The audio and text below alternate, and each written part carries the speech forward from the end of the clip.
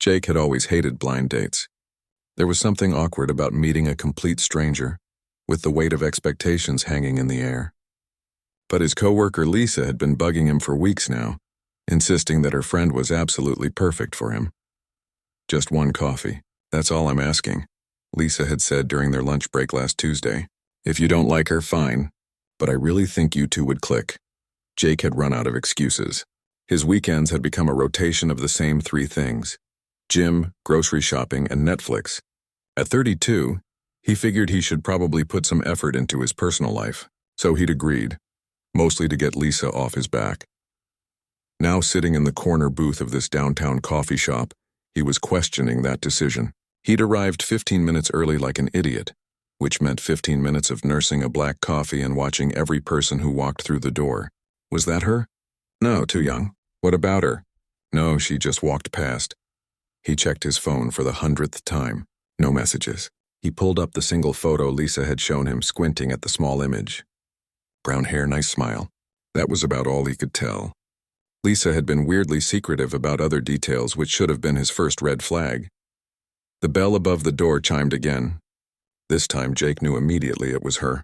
She had that look people get when they're searching for someone they've never met before. That mixture of hope and dread. Her eyes scanned the coffee shop until they landed on him.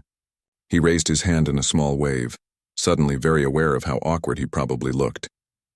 She smiled and walked over. Up close, she was prettier than the photo, but there was something else too. She looked tired. Not the kind of tired you get from one bad night of sleep, but the deep kind that settles into your bones. "Jake?" she asked. "That's me. You must be Rachel. Sorry I'm late. Traffic was worse than I expected." She slid into the seat across from him, dropping her purse on the bench with a heavy sigh. "I swear this city gets more congested every week." "You're actually right on time," Jake said, checking his watch. "I just got here early. Bad habit of mine." She ordered a latte when the waitress came by, and they fell into the usual first date small talk. "Where did you grow up? What do you do for work?" She was a nurse at the children's hospital, which Jake found himself genuinely impressed by. He told her about his software engineering job, trying not to make it sound as boring as it sometimes felt. But the conversation shifted naturally.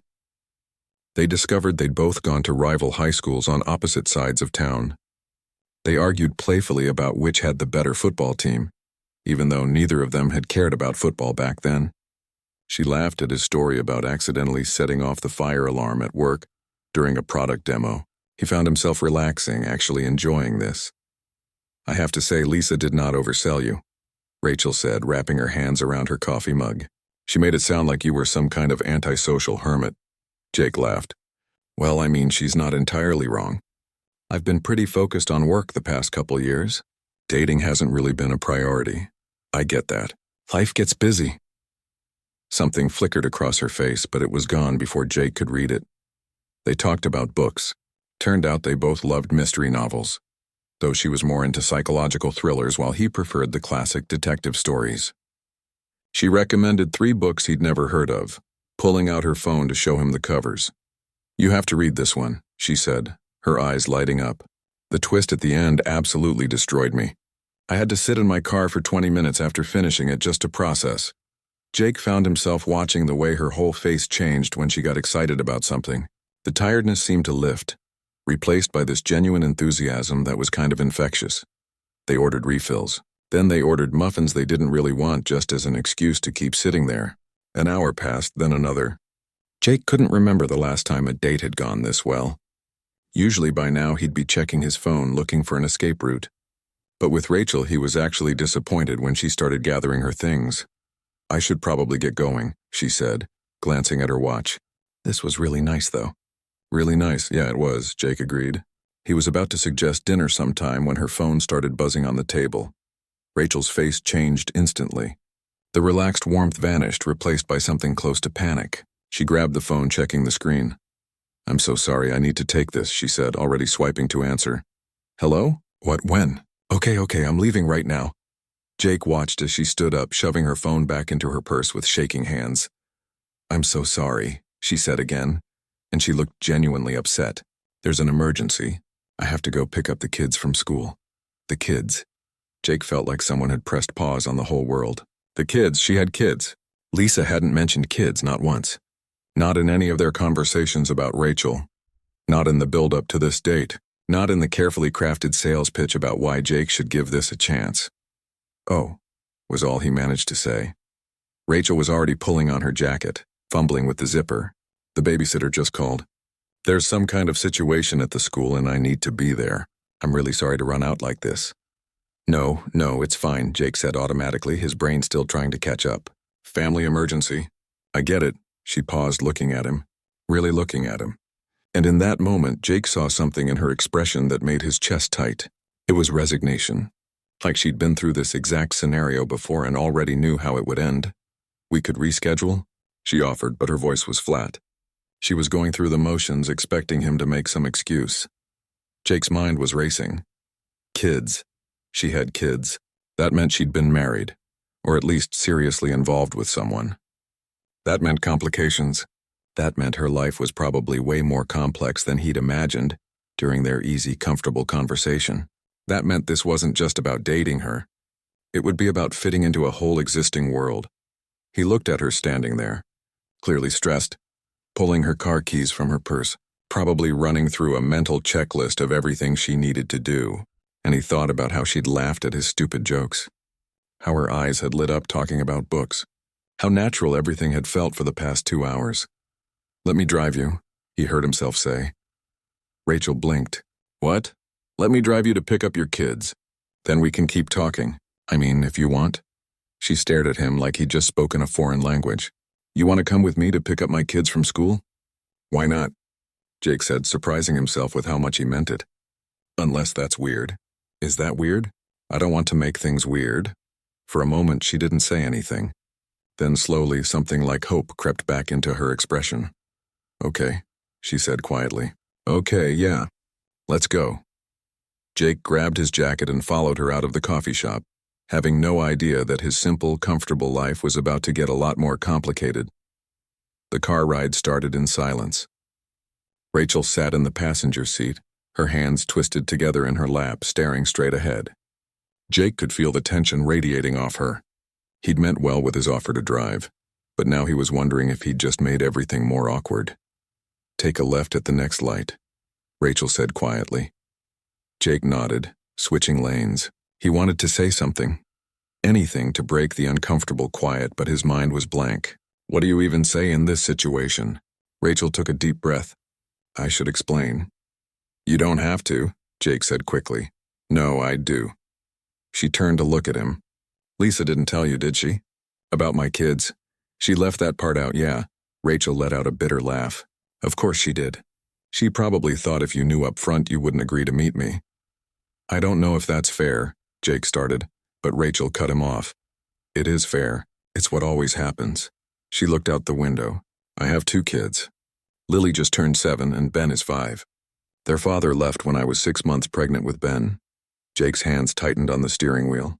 "He just left?" "He decided fatherhood wasn't for him. Said he felt trapped. One day he was there. The next day he'd moved across the country."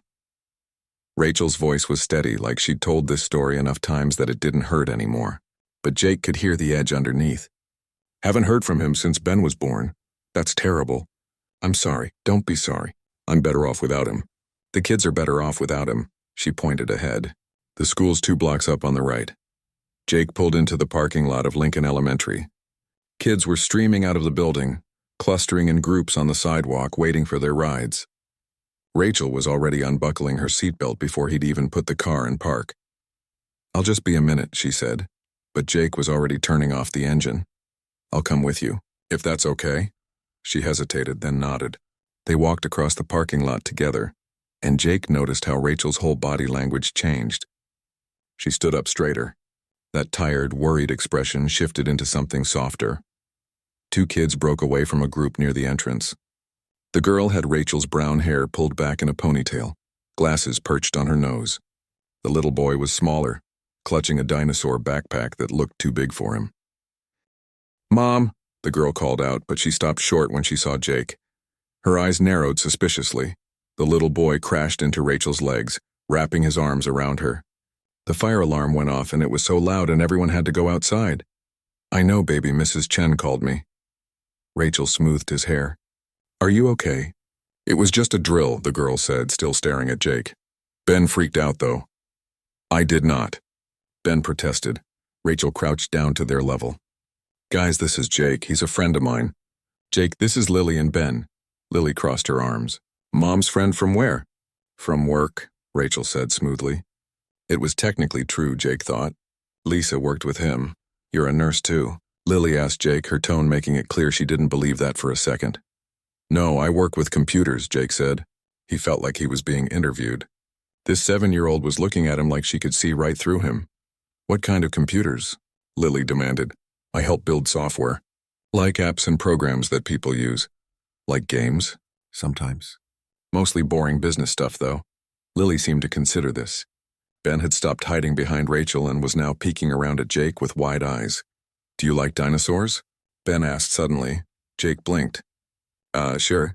Dinosaurs are cool? What's your favorite? This felt like a test. Jake scrambled to remember anything he knew about dinosaurs. T-Rex? Ben's face fell. Everyone says T-Rex. That's the most basic one. Lily rolled her eyes. He's obsessed with velociraptors right now. Velociraptors are way smarter and faster, Ben explained seriously. And they hunted in packs. T-Rex just had big teeth. That's actually pretty cool, Jake said. I didn't know they hunted in packs. Ben's face lit up.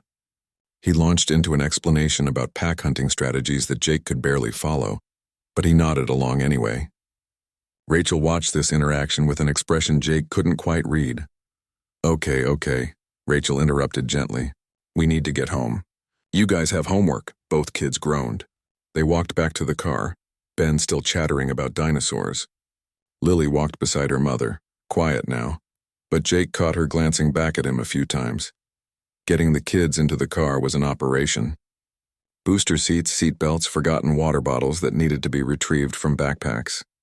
Jake stood awkwardly by the driver's side, watching Rachel move through the routine with practiced efficiency. You can just drop us at home, Rachel said quietly. I'm sure you have things to do. Jake should have agreed. This was his out. He could drop them off, say goodbye, go back to his quiet apartment and pretend this whole afternoon hadn't happened. But something made him shake his head.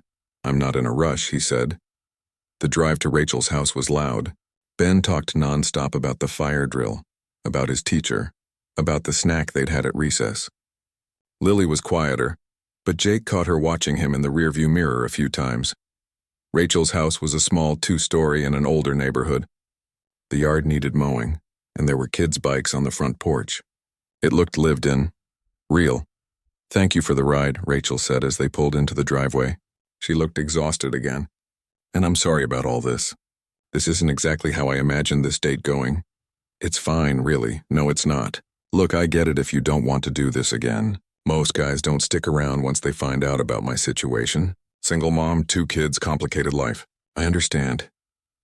Jake watched Ben struggling with his seatbelt in the back, his dinosaur backpack falling off the seat. Lily had already gotten out and was waiting impatiently by the front door. Can I ask you something? Jake said. Rachel nodded. What do you do for work? Like your schedule? She looked confused by the question. I work at the children's hospital. 3 12-hour shifts a week, usually Tuesday through Thursday. But I also do freelance graphic design at night after the kids go to bed. It helps make ends meet. So you're basically working 2 jobs while raising 2 kids alone. Yeah. She said it like it was just a fact. Nothing special. That's intense. Rachel shrugged. You do what you have to do. Mom, Lily called from the porch. I have to use the bathroom. Coming! Rachel called back. She turned to Jake. I really do need to go. Thank you again for being so understanding about all this. Jake made a decision. What are you doing Friday? Rachel stared at him. What? Friday night. Are you free? We could have dinner. Actually finish our date. Jake, you don't have to do this. I know this isn't what you signed up for. Maybe not, he admitted. But I had a good time talking to you before all this happened, and I'd like to do it again. Rachel looked at him like she was trying to figure out if he was serious or just being polite. I'd have to find a babysitter. That's not always easy. Okay, so find a babysitter, and if you can't, then we'll figure something else out. She bit her lip, considering. Okay, Friday, but Jake, I need you to be sure about this. My kids have already watched people come and go from our lives. I can't have them get attached to someone who's just going to disappear. The weight of what she was saying hit him. This wasn't just about him and Rachel. There were two little people involved. Two kids who'd already been abandoned by their father. I understand, Jake said. And he did. Or at least he was starting to. Rachel finally smiled. Friday then. I'll text you. Jake watched her walk up to her house where Lily was hopping from foot to foot impatiently, and Ben had somehow gotten his backpack stuck in the screen door. Rachel helped Ben, said something to Lily, and they all disappeared inside. He sat in his car for a minute, processing everything that had just happened. This morning, he'd woken up in his quiet apartment with no plans except maybe hitting the gym. Now he was sitting outside a stranger's house, having just agreed to a second date with a woman who came with a complete ready-made family. His phone buzzed. A text from Lisa. How did it go? Jake stared at the message, trying to figure out how to even begin answering that question. Finally, he typed back, "Why didn't you tell me she had kids?" The response came immediately. "Would you have agreed to the date if I had?" Jake thought about it honestly. Probably not. He'd have made up some excuse about being too busy with work or not ready for that kind of commitment. But then he wouldn't have met Rachel. He wouldn't have heard her laugh or seen the way her face changed when she talked about things she loved. He wouldn't have seen the way she softened around her kids or the strength it took to do everything she did every single day. Probably not, he texted back. Exactly, Lisa replied. So are you going to see her again? Jake looked up at the house one more time. Through the window, he could see movement inside. A normal evening in a normal house. Kids and homework and probably 1,000 other things that needed to be done. Yeah, he typed. I think I am. He put his car in reverse and headed home, his mind already spinning with questions he didn't have answers to yet. Jake spent the entire week second-guessing himself. Every time his phone buzzed, he half expected it to be Rachel canceling. But Wednesday night she texted confirming Friday dinner and said she'd found a sitter. He stared at the message for a solid 5 minutes before responding with a simple thumbs up. Real smooth. Thursday at lunch, his friend Chris caught him staring off into space with his sandwich halfway to his mouth. All right. What's going on with you? Chris asked, waving a hand in front of Jake's face. Nothing. Just thinking. About that date Lisa set you up on? How'd that go? Jake set down his sandwich. It went good. Really good, actually. So why do you look like someone just told you your car got towed? She has kids, Chris choked on his coffee. She has what? 2 kids. 7 and 5. And you're still going out with her? Chris looked at him like he'd lost his mind. Dude, you're 32. You've got your whole life ahead of you. Why would you jump into an instant family situation? It's not like that. We're just going to dinner. Just dinner, Chris repeated. Man, are you hearing yourself? It's never just dinner with a single mom. You're not just dating her. You're signing up for school plays and soccer games and some other guy's kids calling you every time they need something. Jake felt his jaw tighten. You don't even know her. I don't need to. I'm just saying there are plenty of women out there without all that baggage. Lisa could set you up with someone else. Someone easier. The word baggage hit Jake wrong. He thought about Rachel working 2 jobs. About the way she'd looked so tired but still lit up when she saw her kids. About how she'd basically apologized for existing. They're not baggage, Jake said quietly. They're just kids. Chris held up his hands. Hey, I'm not trying to start a fight.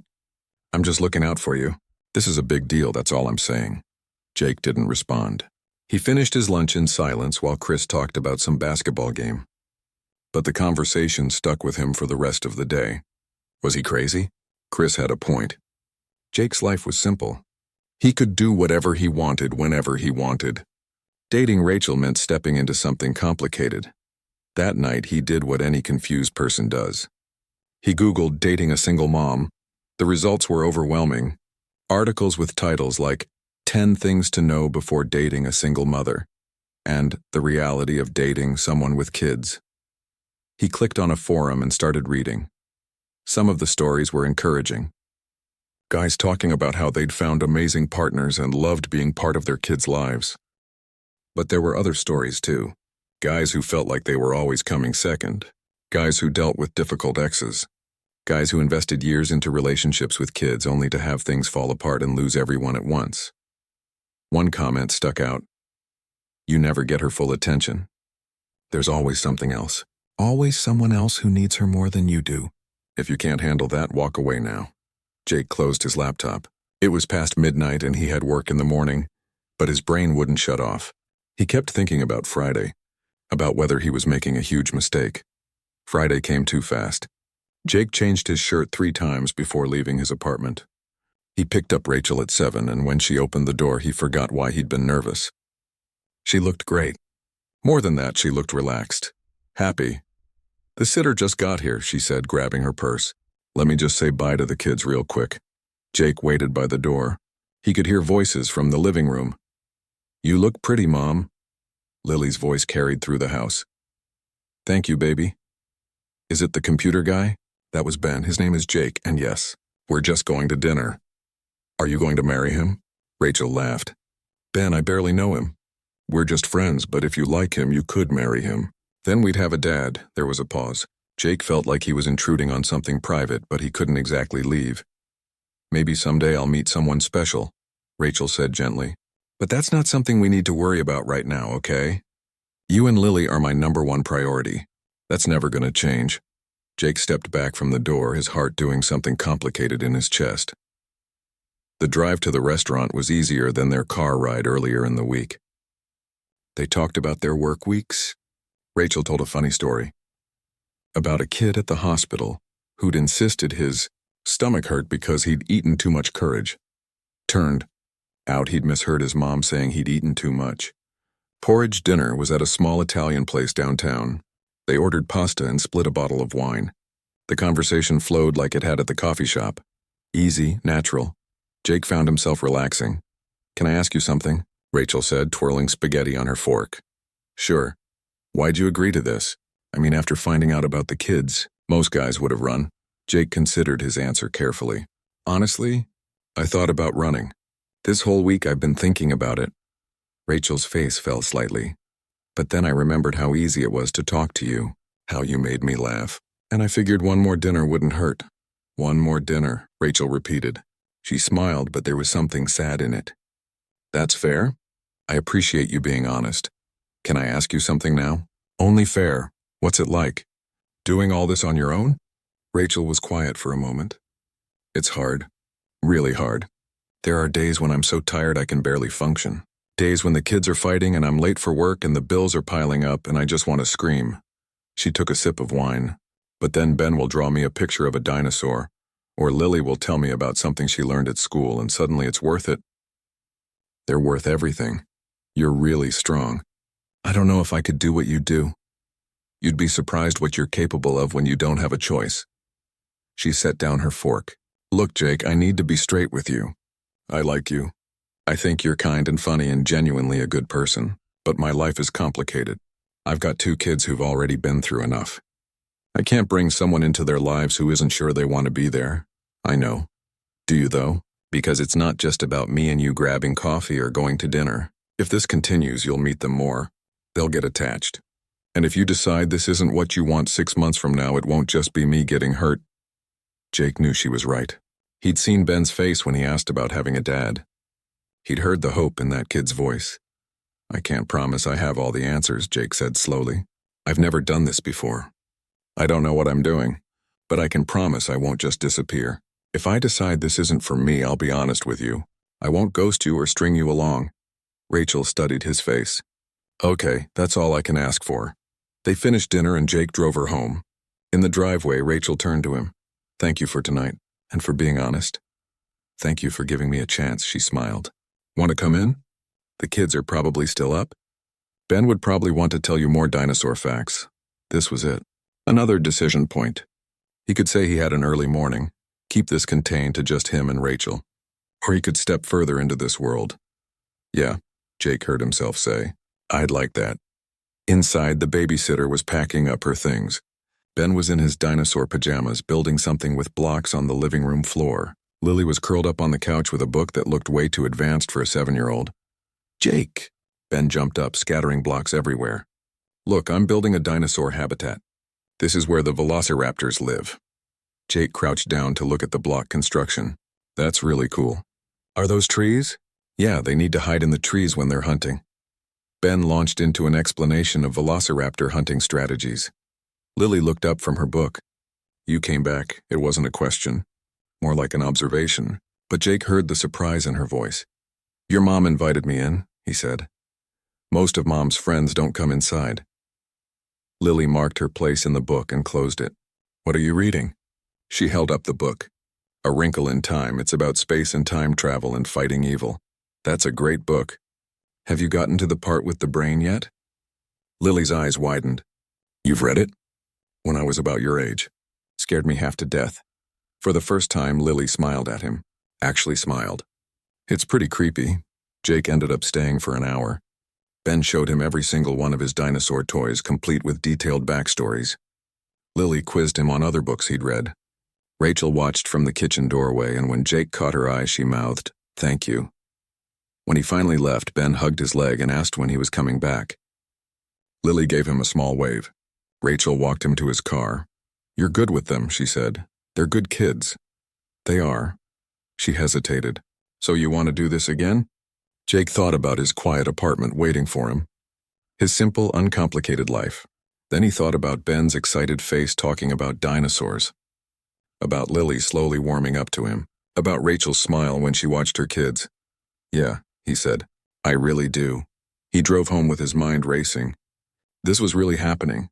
He was dating a woman with 2 kids. It was terrifying and exciting and completely overwhelming. His phone buzzed at a red light. A text from Rachel. The kids are already asking when you're coming back. No pressure. Just thought you should know, Jake smiled. He was definitely in over his head. But maybe that wasn't such a bad thing. 2 months later, Jake's life looked completely different. His calendar was filled with things he'd never imagined. Soccer practice on Tuesdays. Ben's speech therapy on Thursdays. Lily's science club every other Friday. His apartment, which used to be spotless, now had a drawer full of coloring books and a shelf with picture books he'd started collecting. It happened gradually. So gradually that Jake didn't realize how deep he was until his brother visited from out of town. You have juice boxes in your fridge, Tyler said, holding up the offending item like evidence. Since when do you drink juice boxes? They're for Ben. He gets thirsty after soccer. Tyler stared at him. After soccer. The soccer that you go to. For a kid who isn't yours? Rachel works late on Tuesdays. Someone has to take him, yeah, his mom, or a babysitter. Not some guy she's been dating for like 2 months. Tyler sat down at the kitchen table. Don't you think you're getting a little too involved a little too fast? Jake had been asking himself the same question. Last week, he'd spent 3 hours helping Lily with a science project about the solar system. They'd built a model out of styrofoam balls and painted it together. His fingers were still stained blue from Neptune. It's not that simple, Jake said. It is, though. You're not their dad. You barely know Rachel. I know her pretty well, actually. Tyler softened his tone. Look, I'm not trying to be a jerk. I'm worried about you. What happens if this doesn't work out? You're going to get your heart broken. And so are those kids. Jake didn't have a good answer for that. He'd been trying not to think about it. The truth was things with Rachel were great, but they were also exhausting. Their last 3 date nights had been canceled. First because Ben got sick, then because Lily had a school event Rachel couldn't miss, then because Rachel picked up an extra shift at the hospital to cover an unexpected car repair. Jake understood. He really did. But there was a part of him that missed the early days when it was just the 2 of them, talking for hours without interruption. It came to a head on a Saturday in October. Rachel had promised they'd have the whole day together. Her mom was taking the kids overnight, a rare occurrence. Jake had been looking forward to it all week. They were going to sleep in, have a lazy breakfast, maybe catch a movie. But at 8 in the morning, his phone rang. Jake, I'm so sorry. Rachel sounded frantic. My mom fell and twisted her ankle. She can't watch the kids. I'm at her house right now, making sure she's okay. Is she all right? She will be, but there's no way she can handle Ben and Lily today. I'm going to have to cancel. I'm so sorry. Hey, it's okay. Family emergency. I know, but we had plans. Real plans. And I feel terrible. Jake could hear Ben in the background asking about breakfast. Don't worry about it. Take care of your mom. After he hung up, Jake sat on his couch staring at nothing. He'd cleared his whole day. He'd been excited about having Rachel to himself for once. And now he was sitting in his empty apartment with absolutely nothing to do. His phone buzzed. A text from his friend Chris. Basketball at the gym in an hour. You in? Jake started to type yes, then hesitated. He called Rachel back. Hey, he said when she answered. What if I came over? I could watch the kids while you take care of your mom. Jake, no. You don't have to do that. This is supposed to be your day off. I know I don't have to, but I want to help. There was a pause. Are you sure? Positive. I'll be there in 20 minutes. He showed up with donuts and coffee. Rachel answered the door looking exhausted.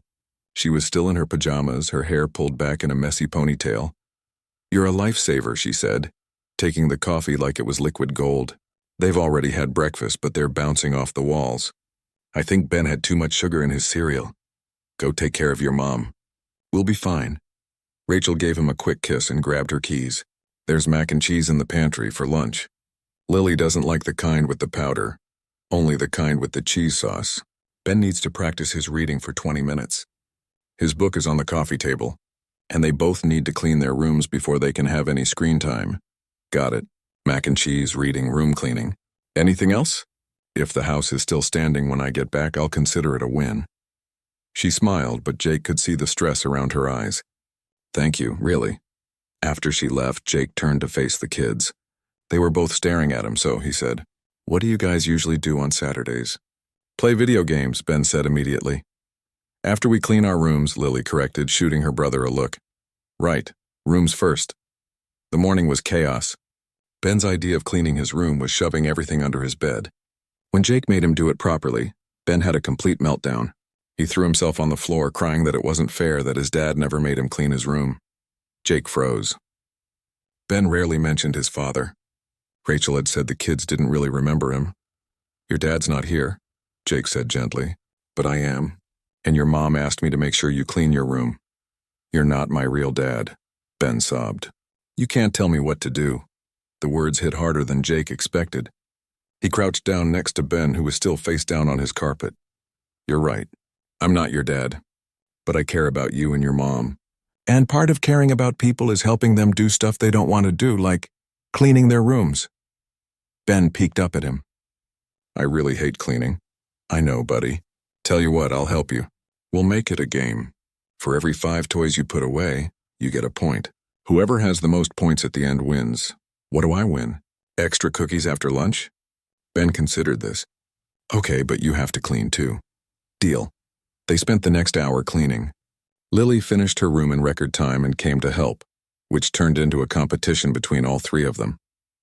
Jake found himself laughing as Ben tried to count building blocks as individual toys to rack up points. By the time Rachel got back, the rooms were clean and lunch was on the table.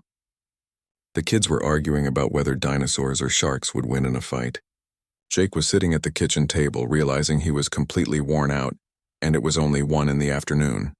How's your mom? He asked when Rachel came in. She'll be fine. It's just a sprain. She looked around at the clean kitchen, the kids eating peacefully. How was it here? Good. We had a minor meltdown during room cleaning, but we worked through it. Rachel sat down next to him, lowering her voice. What kind of meltdown? Jake told her about Ben's comment. About how he'd said Jake wasn't his real dad. Rachel's face crumpled. I'm so sorry.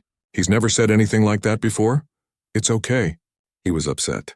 Kids say stuff when they're upset. It's not okay, though. Rachel rubbed her face. This is what I was afraid of.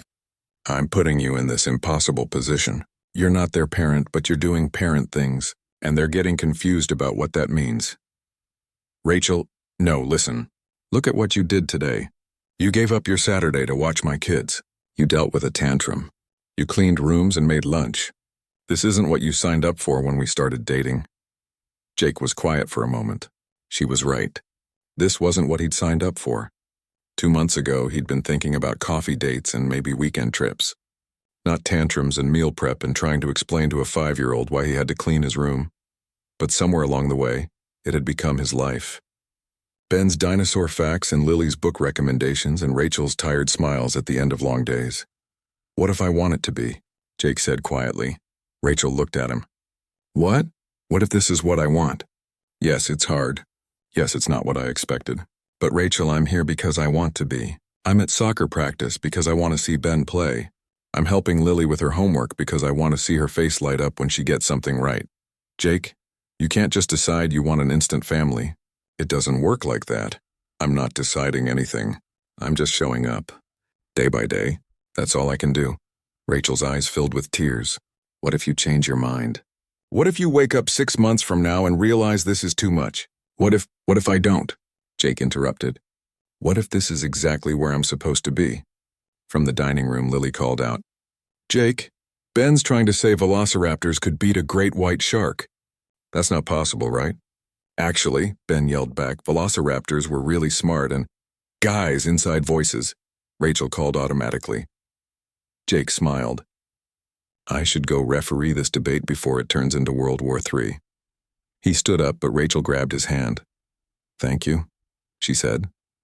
For today. For everything. You don't have to thank me. Yes, I do.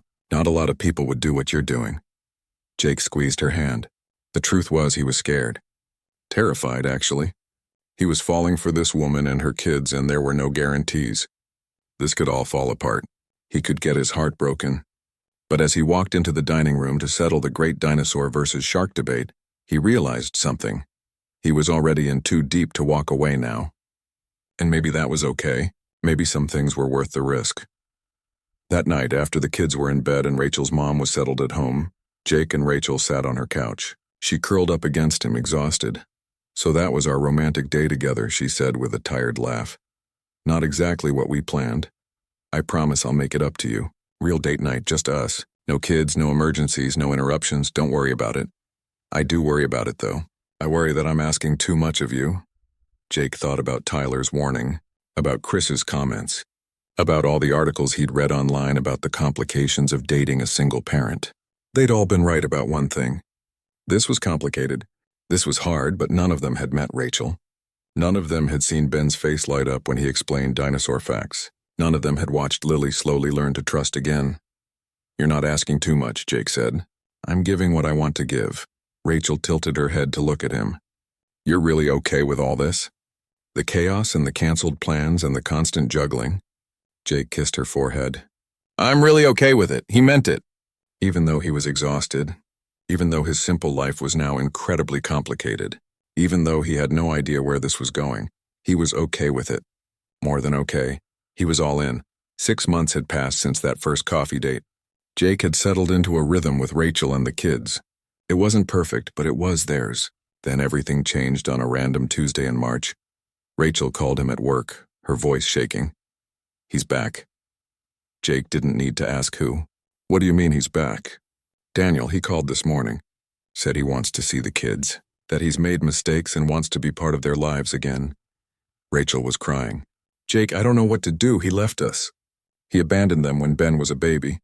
And now he just shows up and expects to play dad? Jake's grip tightened on his phone. What did you tell him? I told him I needed time to think. But legally he has rights. My lawyer said if he pushes for visitation, a judge will probably grant it. She took a shaky breath. The kids don't even remember him. This is going to turn their whole world upside down. That night, Jake went to Rachel's house. She was sitting at the kitchen table surrounded by paperwork and tissues. The kids were already in bed. I can't afford another lawyer battle, Rachel said, staring at the papers. I'm already behind on credit card payments from the last legal fees. And now I'm going to have to go through this all over again. What can I do? Jake asked. I don't know. I don't know anything right now. She looked up at him with red eyes. Part of me wants to tell him to go to hell. But what if he's actually changed? What if the kids deserve to know their father? He had 5 years to be their father. He chose not to, I know. But it's not about what he deserves. It's about what's best for Lily and Ben. Rachel put her head in her hands. I'm so scared, Jake. What if they meet him and like him better? What if he promises them things I can't give them? What if he takes them away from me? Jake pulled her into his arms. She was shaking. Over the next few weeks, Jake watched Rachel fall apart. She wasn't sleeping. She barely ate. She was working extra shifts to save money for legal fees while trying to figure out how to tell the kids their father wanted to meet them. Jake tried to help however he could. He brought groceries.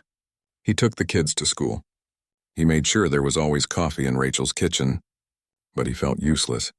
This wasn't something he could fix. The breaking point came on a Thursday night. Jake had taken Ben to speech therapy while Rachel worked late. When they got back to the house, Ben ran inside calling for his mom. Jake followed and found Rachel sitting on the couch staring at her phone with tears streaming down her face. "Mom?" Ben climbed onto the couch next to her. "Why are you crying?" Rachel wiped her eyes quickly. "I'm okay, baby. Just a hard day." Lily appeared in the doorway, her backpack still on. She took one look at her mother and her face hardened. What did he do now? Jake realized this wasn't the first time Lily had seen her mother like this. How many times had this little girl had to be the strong one? "Nothing, sweetheart. I'm fine." "You're not fine," Lily said. She looked at Jake. "Can you take Ben upstairs?" "I need to talk to Mom." Ben protested, but Jake gently guided him toward the stairs. "Come on, buddy. Let's go look at your dinosaur books, pray." But Mom's sad. "I know, but your sister's going to take care of her." "That's what big sisters do." Upstairs, Jake tried to distract Ben with dinosaur facts, but he could hear voices from downstairs. Lily's high-pitched and upset. Rachel trying to stay calm. After a while, Ben fell asleep on his bed, still in his shoes. Jake covered him with a blanket and headed back downstairs. Lily was sitting next to Rachel on the couch now, holding her hand. When she saw Jake, she stood up. "I'm going to my room," she announced. She looked at Jake with an expression far too serious for a 7-year-old. "Don't let her be sad." After Lily left, Jake sat down next to Rachel. "She knows," Rachel said quietly. She figured it out. That her father's been calling. That he wants to see them. What did she say? She said she doesn't want to meet him. That she already has everyone she needs. Rachel's voice cracked. "Jake, she's 7 years old. She shouldn't have to deal with this." Jake didn't know what to say. He just held her while she cried. At 2 a.m, Jake's phone rang. Rachel's name flashed on the screen. "Jake, I need you." Her voice was panicked. Ben woke up from a nightmare. He won't calm down. I don't know what to do. Jake was out of bed and dressed in under a minute. He made it to Rachel's house in record time. Inside, he could hear Ben screaming from upstairs. He took the stairs 2 at a time. Rachel was sitting on Ben's floor trying to hold him, but he was thrashing and sobbing. Lily stood in the doorway in her pajamas looking scared. "He keeps saying his dad is going to take him away," Rachel said, her own tears falling. "I told him that's not going to happen, but he won't listen." Jake knelt down next to them. "Hey, Ben. Ben, buddy, look at me." Ben's eyes found Jake's. They were wild with fear. "Nobody's taking you anywhere," Jake said firmly. "Your mom's right here. I'm right here. You're safe." "But my dad left before," Ben sobbed. "What if he takes me and leaves again?" Jake felt something break in his chest. This little kid who loved dinosaurs and gave the best hugs was terrified of a man who should have been his hero. "Listen to me," Jake said, taking Ben's small hands in his. "I can't tell you what your dad's going to do. I don't know. But I can tell you what I'm going to do. I'm going to be here. Tomorrow and the next day and the day after that. I'm going to be at your soccer games and your school plays. I'm going to help you with your homework and listen to your dinosaur facts even when I'm tired. I'm not going anywhere," Ben stared at him. "Promise. I promise. But you're not my real dad." Jake thought about that day 6 months ago. The day Ben had said the same thing during the room cleaning meltdown. Back then, Jake hadn't known what he was doing. He'd just been trying to help. Now, looking at this scared little boy, Jake realized something. Biology didn't make you a father. Being there did. Showing up did. Choosing to love someone every single day did. "No, I'm not," Jake said honestly. "But I want to be someone you can count on. Someone who's always going to be in your corner. Is that okay?" Ben threw his arms around Jake's neck and held on tight. Jake held him back, feeling the kid's tears soak into his shirt. Behind them, Rachel was crying too. Lily crept closer and sat down next to them. "Are you really staying?" she asked quietly. Jake looked at this family he'd somehow become part of. Rachel, exhausted and scared, but still fighting. Lily, trying so hard to be brave. Ben just wanting someone to stay. "I'm really staying," he said.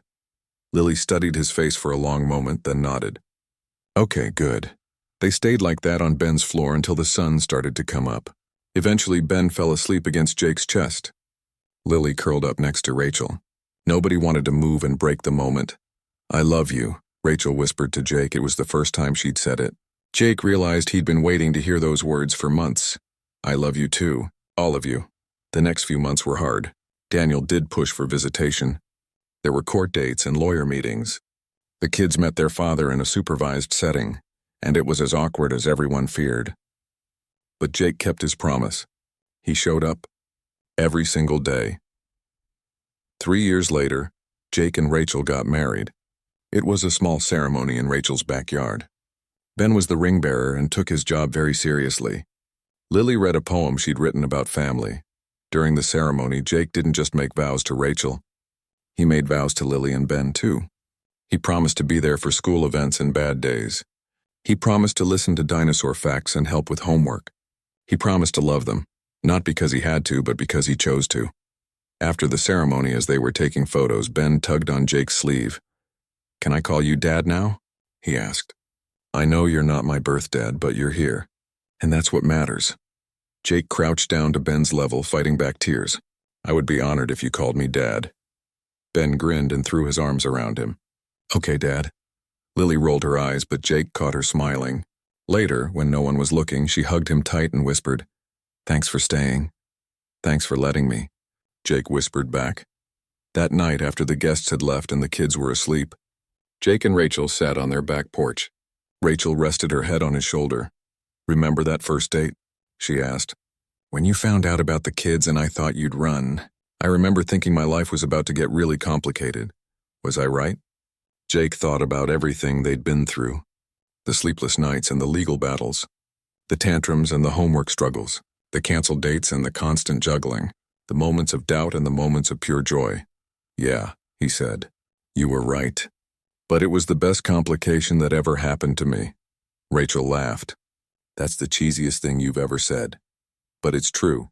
She tilted her head up to kiss him. "I'm glad you stayed." "Me too." From inside the house, they heard Ben calling out from his room, something about a dinosaur nightmare. Rachel started to get up, but Jake stopped her. "I got it," he said. He went inside and climbed the stairs to Ben's room. His son was sitting up in bed looking scared. Jake sat down next to him and listened to the nightmare about velociraptors. He explained for the 100th time that dinosaurs were extinct and couldn't hurt him. He stayed until Ben fell back asleep, his small hand holding onto Jake's. Walking back downstairs, Jake passed the family photos on the wall. There was one from their wedding day, all 4 of them laughing at something. They looked like what they were, a family. Not perfect, not traditional, but real. Jake had thought that first date would be just coffee. He'd thought maybe it would lead to something simple and easy. He'd had no idea he was walking into the most important day of his life. He wouldn't change a single thing.